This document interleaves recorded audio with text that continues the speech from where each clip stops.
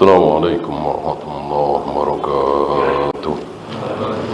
إن الحمد لله نحمده ونستعينه ونستغفره ونعوذ بالله من شرور أنفسنا ومن سيئات أعمالنا.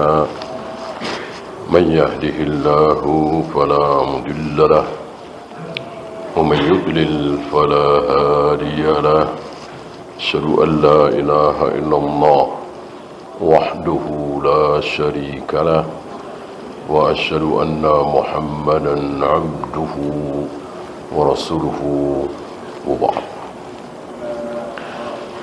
Kita sampai Allah membenarkan. Allah membenarkan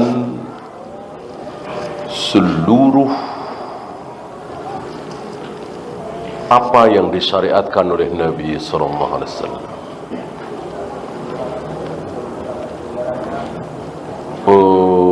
Sedih luar biasa beliau ketika mayoritas orang-orang yang beliau dakwai nggak percaya.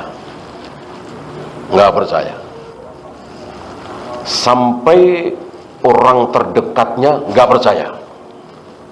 Kayak apa rasanya? Padahal nggak bohong. Padahal seumur-umur beliau belum pernah bohong. Selama ini beliau berbicara hal-hal yang biasalah. Sudah makan apa belum, dari mana, ini siapa. Ya nggak dipercaya nggak apa-apa. Itu semua percaya semua. Mau ngomong apa beliau semua percaya.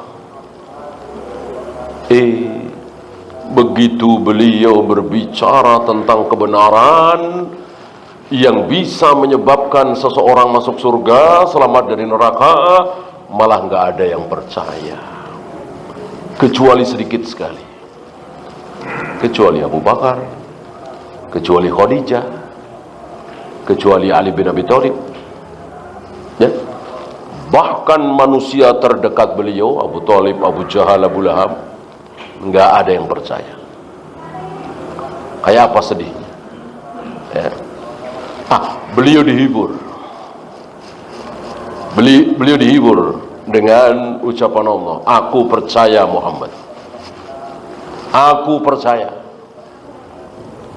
Ya. Kadang anak kecil, anak remaja ketika sedih, ya, teman-temannya, tetangganya pada membenci, ya, ketika ngadu kepada ibu, dibesarkan hatinya. Biar yang lain membenci Muna, ibu tidak benci. Kuat si anak ini, menjadi kuat. Aina Allah Rabbul Alamin, pencipta jagat raya alam semesta. Muhammad, orang-orang nggak percaya, aku percaya. Kalau engkau ini nggak bohong, engkau nabi, engkau rasul, utusanku. Seolah Allah menghibur beliau, ya. Dan ayat demi ayat memang sifatnya seperti itu. Bahkan walaupun ini ditentang oleh beberapa, terutama Rafidhah, ya, sampai hampir-hampir Nabi itu ingin mati saja. Fala'allaka bakhi'un nafsaka. Saking sedihnya, ya. Maka kita semakin yakin, semakin beriman seseorang, ujiannya semakin berat. Maka ujian terberat yang Allah timpakan kepada seorang manusia adalah ujian kepada Nabi Muhammad SAW. Karena beliau paling mulia, paling bertakwa, paling beriman, paling tinggi ilmunya dibanding nabi-nabi dan rasul yang lain. Maka ujian yang Allah timpakan kepada beliau jauh lebih berat dari apa yang Allah timpakan kepada Nabi Ayyub, kepada Nabi Ibrahim yang dibakar, kepada Nabi Musa, kepada Nabi Nuh, Walaupun kita lihat luar biasa, nabi-nabi dan rasul itu ujiannya dibakar, ada yang direbus, masih toh keluarga, ya kan? Dibanding dengan ujian yang Allah timpakan kepada Nabi Muhammad SAW, masih lebih besar ujian yang Allah timpakan kepada beliau. Nah, maka Allah hibur beliau. Salah satunya ini, bahkan salah satu hiburan terbesar, Allah naikkan beliau. Ini kan terjadi setelah Amul Hazan, terkenal dalam sirah tahun duka cita. Karena di tahun itu, tahun yang sama, meninggal dua manusia yang sangat-sangat beliau cintai dan sangat-sangat mencintai beliau. Satu laki dan satu perempuan. Satunya beriman, satunya tidak beriman, kafir, tetapi sangat membela beliau. Sedih luar biasa. Nah, di tahun itu pula lah Allah angkat beliau. Angkat bukan sekedar namanya, bukan sekedar sebutannya. Rafa'na laka dzikrak, bukan sekedar itu, tetapi betul-betul diangkat fisiknya ke satu tempat yang Jibril saja belum pernah ke tempat itu. Malaikat semulia Jibril, terbesar, termulia, belum sampai ke tempat itu. Sidratul Muntaha. Tempat itulah, di tempat itulah seandainya Allah masih menulis, maka deritan pena itu akan terdengar oleh Nabi SAW. Saking dekat.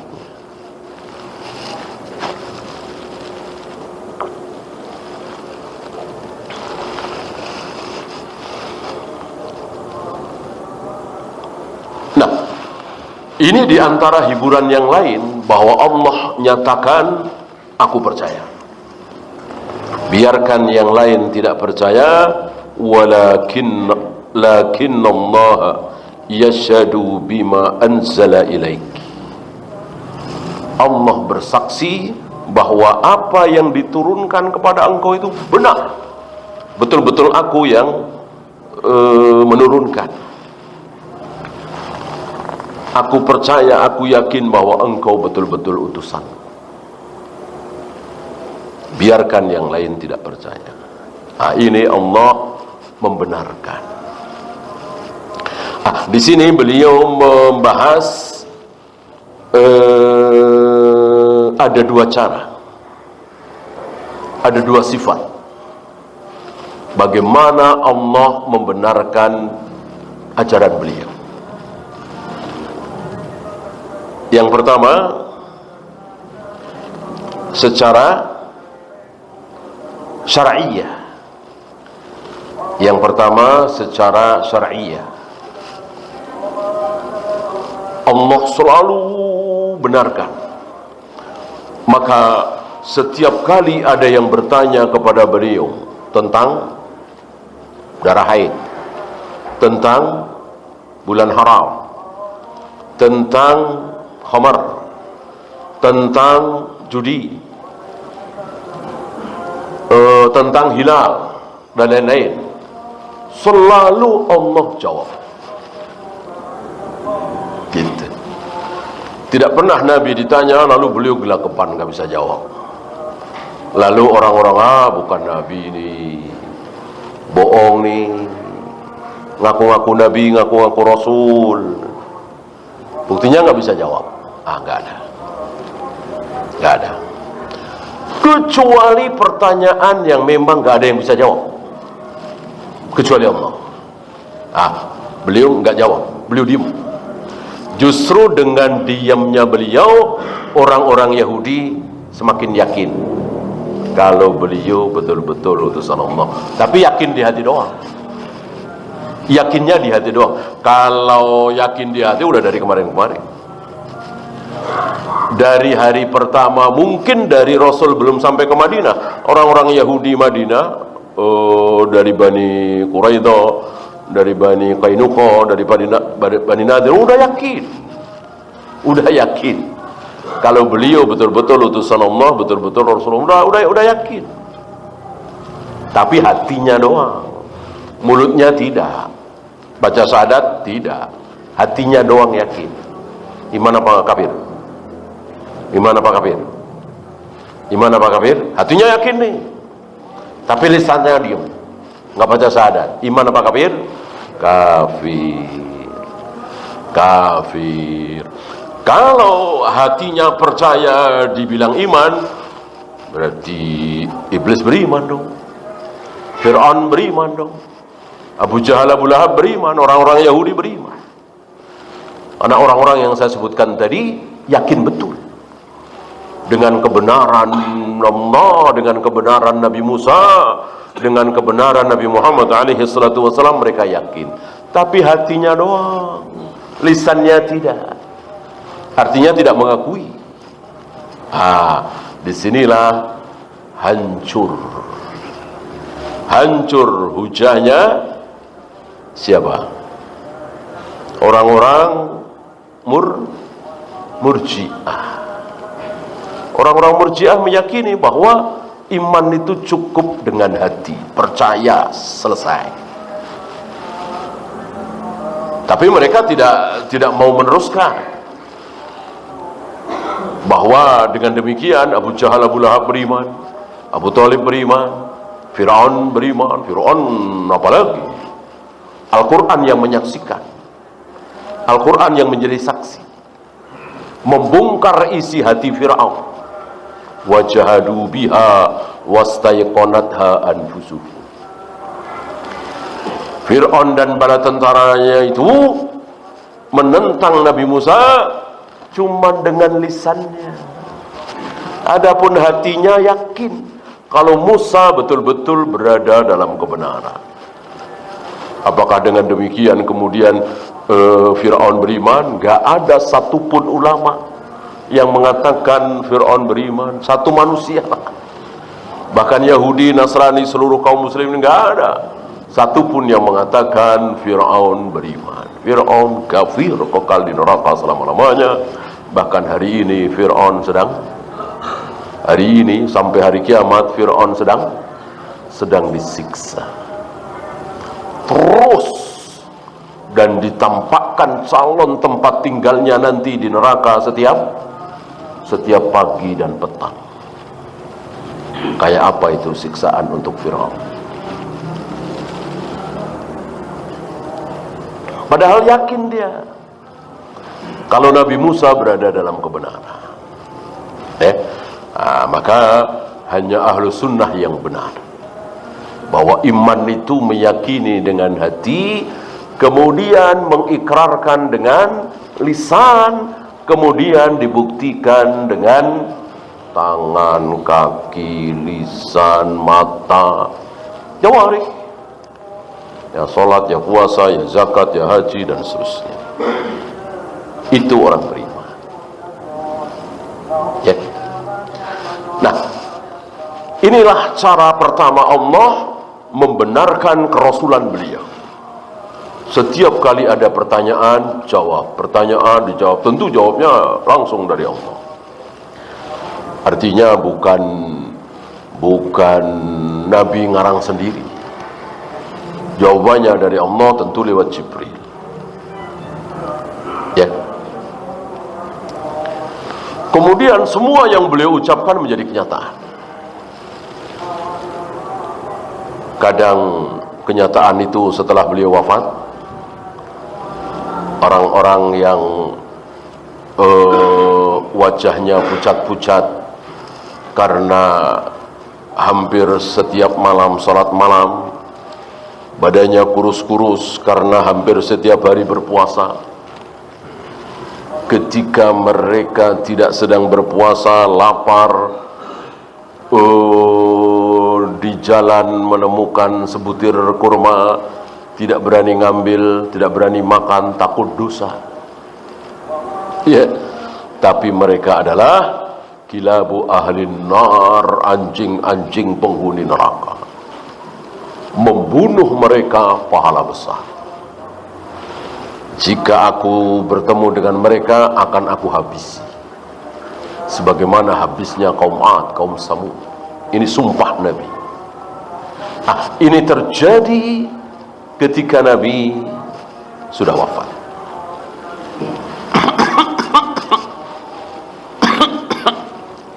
Ada kalanya terjadi beberapa tahun setelah Nabi berbicara, seperti menangnya kaum Romawi kepada Parsi. Ya. Ini sedikit tambahan ilmu bahwa ketika Nabi di Mekah, masih di Mekah, dua superpower dunia adalah Romawi dan Parsi. Romawi apa? Romawi agamanya apa? Nasoro. Nasoro, lebih dekat ke Islam. Parsi, Majusi, jauh, nggak punya kitab suci, nggak punya nabi, ya kan? Kalau Nasrani, ya kan Nabi Isa awalnya, gitu. Walaupun waktu itu sudah menyimpang, sudah kafir, tetapi apa ya? Punya keberpihakan kan? Ya fitrah manusia. Misalnya ada negara kafir berperang dengan negara Islam yang sesat, ya, Islam tapi sesat, ya. Secara fitrah berpihak ke siapa? Tentu ke yang Muslim. Ini fitrah aja ya, lebih dekat. Nah, di Mekah itu ada dua kelompok waktu itu. Kelompok kafir Quraisy, Abu Jahal, Abu Lahab, dan kelompok kaum muslimin. Walaupun sedikit, kalau Parsi menang, kafir Quraisy senang, karena ya sama-sama musyrik, gitu, sama-sama musyrik. Adapun kaum muslimin, Rasul dan para sahabat, ya tentu minoritas waktu itu, senang kalau Romawi menang. Ya, lihat aja surat Rum. Di surat Rum disebutkan di situ, ghalabatir Rum, Romawi kalah. Tapi nanti beberapa tahun lagi akan menang. Itu kan ucapan Nabi dari Allah tentunya. Al-Quran itu dari Allah, didengar oleh para sahabat, Abu Jahal, Abu Lahab, dari lisan Nabi kan yang berbicara. Jadi bagi Abu Jahal, Abu Lahab, yaitu ucapan Muhammad. Karena kan nggak percaya kalau beliau Nabi. Tapi benar. Ya. Fi bid'i sini, dalam beberapa tahun menang. Dan betul.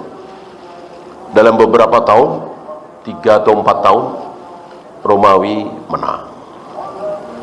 Ini contoh bagaimana Allah membenarkan semua ucapan beliau. Ada seorang wanita yang sedang mengendarai unta.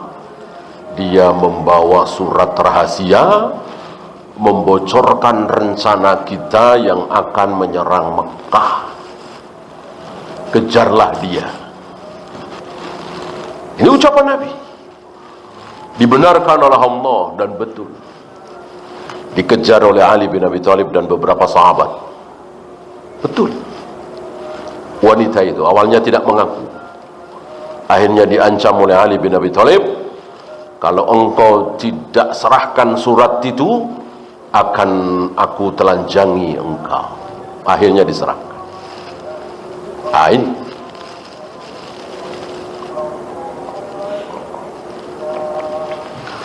sebentar lagi akan datang kemari seseorang yang akan menjadi penghuni surga, menenteng sendal dengan wajah, tangan, kaki, rambut basah, bekas wudu. Betul terjadi.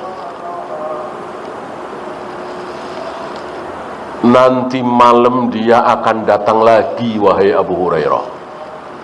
Betul, orang tua miskin itu datang lagi. Ya, ini bukan satu dua, ya, mungkin belasan atau mungkin puluhan. Ucapan-ucapan Nabi yang dibenarkan oleh Allah secara syar'i, ya, dan secara qauliyah. Yang secara syar'i tadi, ya syar'i syariat antum tahu ya. Ketika ditanya tentang permasalahan selalu dijawab. Jawabannya pasti benar. Ya. Kecuali kalau beliau memang harus diam. Ya. Justru dengan beliau diam, orang-orang Yahudi apa tadi? Semakin yakin bahwa beliau betul-betul Nabi, betul-betul Rasul. Apa? Masih ingat? Pertanyaan tentang ruh. Jadi mereka sesama Yahudi nyuruh, coba tanyakan kepada Muhammad tentang ruh. Kalau dia jawab ruh itu begini, berarti dia bukan Nabi. Tapi kalau dia diam saja, nggak mau jawab, berarti dia betul Nabi. Dan betul, ketika beliau ditanya tentang khamar, jawab. Tentang khamar dan judi, jawab. Tentang bulan haram, yas'alunaka anis syahril haram qitalin fi. Apa hukum berperang di bulan haram? Jawab. Yas'alunaka anil mahid, ditanya tentang haid, kul huwa adhan, jawab. Dan seterusnya. Begitu beliau ditanya tentang roh, beliau nggak jawab, beliau diam. Nah, dengan diamnya beliau, justru Yahudi semakin yakin bahwa beliau betul-betul Nabi, betul-betul Rasul. Tapi yaitu tadi, hanya sekedar di hati, tanpa syahadat, tanpa jawarih. Dari sini keluar hukum sekali lagi, bahwa semata-mata meyakini sebuah kebenaran tidak otomatis menjadi beriman. Karena iman memiliki 3 syarat tadi.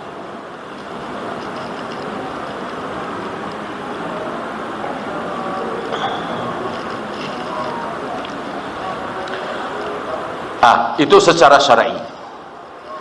Sekarang secara qauli, dengan perbuatan Allah, saya bacakan.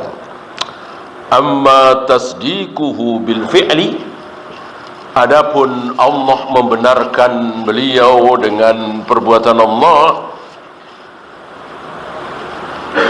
fahuwa ya'ti lin-nasi yad'uuhum ilal Islam, bahwa Nabi berdakwah, mengajak manusia masuk Islam.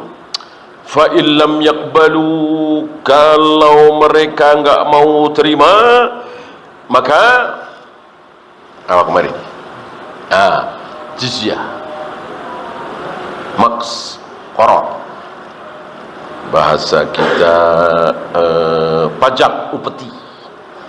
Pokoknya ngasih duit, ya, per kepala sekian, nggak apa-apa, nggak masuk Islam nggak apa-apa, nggak dibunuh, nggak diperangi, nggak apa-apa.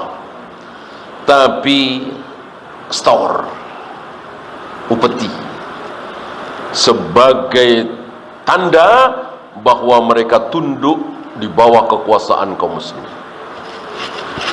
Berapa? Terserah Nabi waktu itu, terserah Abu Bakar waktu itu, terserah Umar waktu itu. Maka beberapa khalifah beda. Ada yang kalau istilah kita ya 10%, ya. Ada yang 20%, ada yang bahkan 50%, 60% halal. Justru dari situlah banyak orang-orang kafir yang terpaksa masuk Islam. Nggak apa-apa terpaksa masuk Islam. Ya, terpaksa baca syahadat daripada 60%, besar sekali ya kan. Kasih 60%, apalagi sampai 80% kan besar sekali. Buat dirinya sendiri cuma 20%, 30%, kan sakit sekali itu ya kan. Daripada begini mendingan 2,5%, ya, mendingan 22,5%. Ya syaratnya mudah, tinggal baca syahadat doang, asyhadu alla ilaha illallah wa asyhadu anna muhammadar rasulullah. Udah biarin aja terpaksa. Nah setelah baca syahadat ya tentu harus sholat. Ya kan di tengah-tengah kaum muslimin, masa berani nggak sholat, nanti ketahuan, ya kan? Sholat otomatis Jumatan, dengar khutbah, dengar ceramah dan lama-lama masuk keimanan. Abu Sufyan kan seperti itu, Muawiyah seperti itu, Aqra bin Habis seperti itu. Enggak masalah itu di hadapan Nabi alaihi salatu wassalam. Termasuk Ikrimah bin Abi Jahal kan begitu, lari kan dia. Ngapain lari? Udah nggak usah lari, ya udah terpaksa baca syahadat. Abu Sufyan mengaku sendiri, sampai akhirnya aku terpaksa masuk Islam, ya. Setelah masuk Islam, dengar ceramah Nabi, khutbah Nabi, nasihat Nabi, otomatislah akhirnya sadar, akhirnya hidayah itu datang ke hatinya, akhirnya menjadi Islam yang baik dan seterusnya. Awalnya seperti itu, ya. Maka dikatakan ada orang yang diseret-seret. Kalau namanya diseret kan dia nggak mau. Kalau mau paling dituntun ya. Ini diseret, dia nggak mau. Diseret pakai tali. Dia ingin lepas dari tali itu, digigit-gigitin tali itu, diseret-seret. Padahal diseret bawa kemana? Ke surga. Ke surga, dia nggak tahu. Ya, terus ditarik, masuk surga. Jadi sampai surga, tentu dia mengatakan, tahu begini ngapain diseret-seret, ya. Kenapa? Karena dia nggak tahu. Ya siapa yang tahu? Kan gaib semua, neraka gaib, surga gaib. Dan masing-masing agama kan mengklaim agama dirinya lah yang benar. Gak mungkin orang Hindu mengatakan agama Hindu gak benar. Gak mungkin orang Buddha mengatakan agama Buddha gak benar. Jurusannya neraka, gak mungkin lah, ya kan? Daripada nanti tahu-tahu sudah telat, sudah sampai neraka, sekarang belum telat nih, masih di dunia, maka dipaksa, ya. Sama kayak misalnya ada pasukan tentara kuat mendatangi perkampungan kumuh yang warganya kurus-kurus, kurang gizi. Yo, ditangkap, masukin truk, masukin truk, diangkut. Tentu mereka ketakutan, ya. Dibawa kemana? Dimasukin kemana? Dimasukin ke hotel bintang 5. Kira-kira mau nggak? Seneng nggak? Ya tentu mau, seneng sekali. Tahu begini tinggal bilang aja, ya kan nggak percaya. Kalau ini kan paling waktunya berapa jam, ya? Ini kan mati dulu baru terbukti. Iya, yang masuk surga itu Islam. Ya tentu tidak mudah untuk meyakinkan. Maka salah satu cara Islam adalah paksa. Itu. Paksa. Ya, orang-orang kafir kan melihat dakwah Islam itu seperti 600 tahun yang lalu, 700 tahun yang lalu, 1000 tahun yang lalu, zaman sahabat tabi'in. Ya, versi mereka ya maksalah. Orang mendatangi negara-negara kafir, suruh masuk Islam, nggak mau masuk Islam bayar jizyah, apa nggak maksa itu, nggak mau bayar jizyah, bunuh. Ya, mereka bilang maksa, ya biarin dah, mau ngomong apa dah, pokoknya begitu. Pokoknya begitulah cara Islam. Mau dibilang apa, maksa apa, terserah. Tapi kan hasilnya surga. Memang seperti itu, udah nggak usah ditutup-tutupin. Kan banyak yang menutup-nutupin, jadi tajammulu kata siapa, Islam disebarkan dengan pedang kata siapa, Islam itu rahmatan lil alamin, damai, Islam nggak suka perang, Islam itu perang itu terpaksa, karena diperangi, karena didolimi, ya terpaksa balas. Betul? Betul. Kalau betul begitu, maka perang di Madinah terus dong.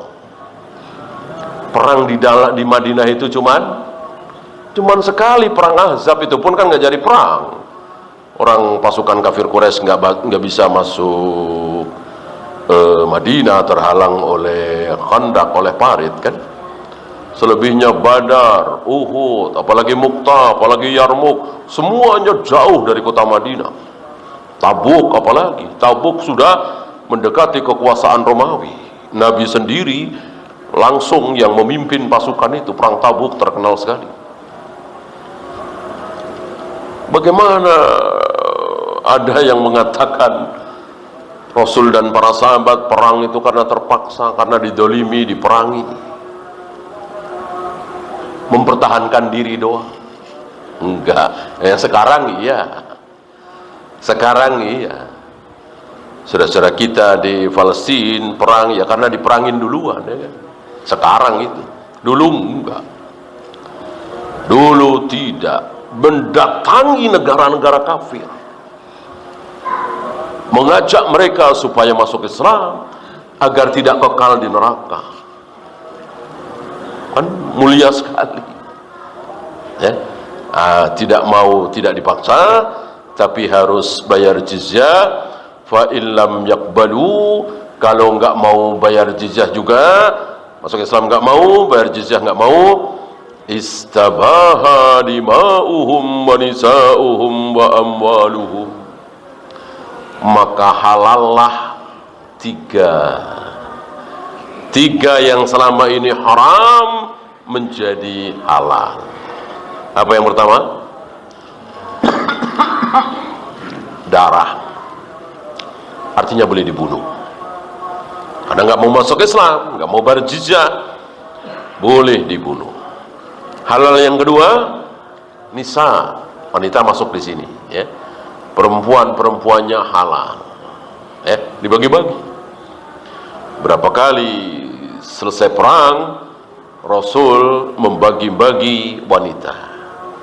Ini buat si A, ini buat si B, ini buat si C, ya.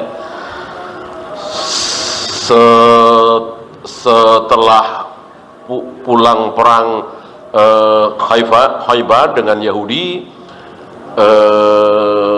ada wanita yang sangat cantik, Sofia. Nah, itu buat Dihyah Al-Kalbi, salah satu sahabat yang sangat tampan. Para sahabat, ini wanita Yahudi ya, Sofia. Para sahabat nggak, ya bukannya ngiri ya, ya mungkin iri juga ya, nggak terima, ya, maunya itu buat Nabi SAW, ya. Tentu mereka senang dan bahagia ketika Rasulullah senang, ya. Maka beberapa sahabat melapor kepada Nabi, ya Rasul, Sofia, ya Rasul, namanya Sofia, perempuan Yahudi luar biasa cantik. Kata Nabi, bawa kemari. Setelah dihadapkan kepada Nabi, Nabi tertarik, diambil oleh Nabi alaihi salatu wassalam. Ini kalau orang kafir sekarang misalnya, Eropa, Amerika, PBB mau bilang apa? Terserah mau bilang apa. Inilah Islam seperti ini. Apa yang dihalalkan oleh Allah dilakukan oleh Rasul dan para sahabat. Apa yang diharamkan oleh Allah dijauhi oleh Rasul dan para sahabat. Walaupun di mata orang-orang kafir itu indah, sopan, bagus. Kalau Allah haramkan, jauhi. Nah, orang-orang seperti inilah yang dicintai oleh Allah. Karena betul-betul segala sesuatu yang dicari hanya ridha Allah. Nggak peduli dengan dunia. Apa kata dunia, biarin. Yang penting Allah menghalalkan. Ini kebalikan kaum muslimin hari ini. Terlalu pusing dengan penilaian orang lain, orang kafir, dunia. Nanti apa kata dunia, nanti apa kata dunia. Akhirnya Allah hinakan kaum muslim. Kemudian wa amwaluhu, hartanya, ya, emas, perak, kuda, unta, tanah, habis-habisan dah. Pokoknya perang hari itu habis-habisan. Kalah ya habis.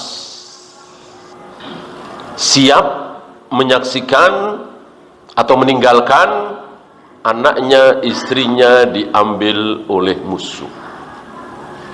Betul-betul habis-habisan.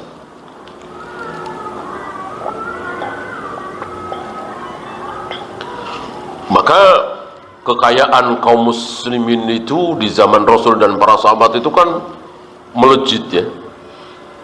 Grafiknya itu bukan naik dikit-dikit, mungkin langsung ke atas.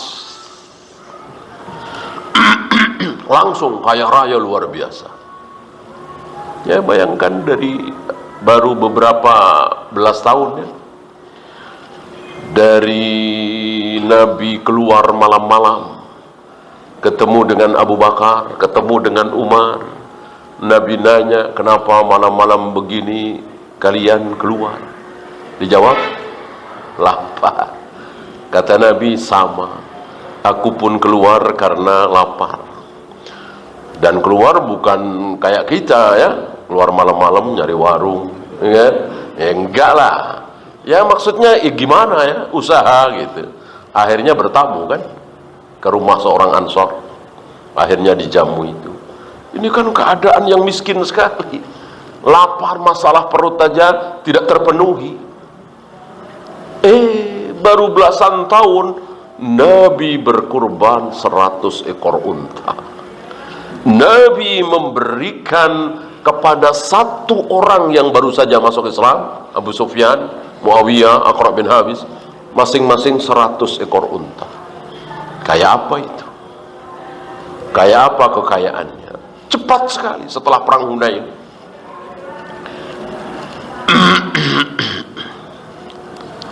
Dari mana? Dari mana lagi kalau bukan dari jihad, perang. Cepat sekali. Ya, misalnya negara kita, negara Islam Indonesia ini berperang melawan misalnya Timur Timur, menang, ya seluruh Timur Timur milik Indonesia. Berperang melawan Papua Nugini, menang, ya seluruh Papua Nugini milik Indonesia. Berperang melawan Australia, menang, ya seluruh Australia milik Indonesia. Kan cepet banget kayaknya kalau menang. Iya kan? Kalau menang. Kalau kalah mendapatkan 1000, sejuta kali lebih hebat dari Australia. Mati syahid, ya. Kalau kalah kan mati berarti kan? Kalah, pasukan kaum muslimin kalah kan mati. Mati apa? Syahid. Syahid apa? Surga. Surga. Enggak ada melebihi kebahagiaan orang yang mati syahid. Kebahagiaan yang luar biasa. kebanggaan yang luar biasa. Sampai dikatakan tidak ada orang masuk surga lalu pengen balik lagi ke dunia, nggak ada, kecuali orang mati syahid. Loh, mau ngapain balik lagi ke dunia? Mau jihad lagi, mau perang lagi, dan pengen mati lagi. Kenapa? Karena mendapatkan pahala yang luar biasa. Mati di medan jihad, mati saat berperang membela agama Allah, luar biasa. Lalu apa yang ditakuti oleh kaum muslimin dari jihad? Apa yang ditakuti? Menang, mendapatkan dunia luar biasa, mati surga. Lah, apa yang ditakuti dari jihad itu? Justru yang takut sekali dengan jihad adalah Yahudi, Nasrani, orang-orang kafir. Mendengar kata jihad itu luar biasa ketakutan. Karena kalau berhadapan dengan kaum muslimin yang teriak jihad, itu udah berhadapan, kata mereka udah berhadapan dengan orang-orang gila, nggak bisa dilawan. Ya jangankan dulu, ya hari ini, insya Allah antum dengar ya, tentara-tentara Yahudi hari ini di sana itu pada stres, belum pernah perang setahun nggak selesai, ya, bawa senjata mereka luar biasa, tapi tentaranya pada stres. Ada yang belum lama bunuh diri karena mereka nggak ada jihad, ridho Allah, surga, nggak ada. Yang ada wajib militer, terpaksa wajib. Ya, Netanyahu dicaci maki kan oleh warganya sendiri. Ya, banyak yang tidak setuju dengan keputusan Netanyahu. Terus perang. Lihat kaum muslimin. Kaum muslim betul bahwa banyak yang dibantai, sedih, tapi ingat ridha Allah, ingat surga, ingat Allah menunggu. Dan itu kaum muslimin punya, betul-betul punya. Yahudi, Nasrani nggak punya. Ya, seolah agama mereka itu ya ritual saja. Keyakinan jihad masuk surga, pahala, enggak. Apalagi kalau betul-betul mereka mewarisi Yahudi di zaman Nabi, ya mereka semua betul-betul penakut, betul-betul penakut. Ya, nggak ada yang berani.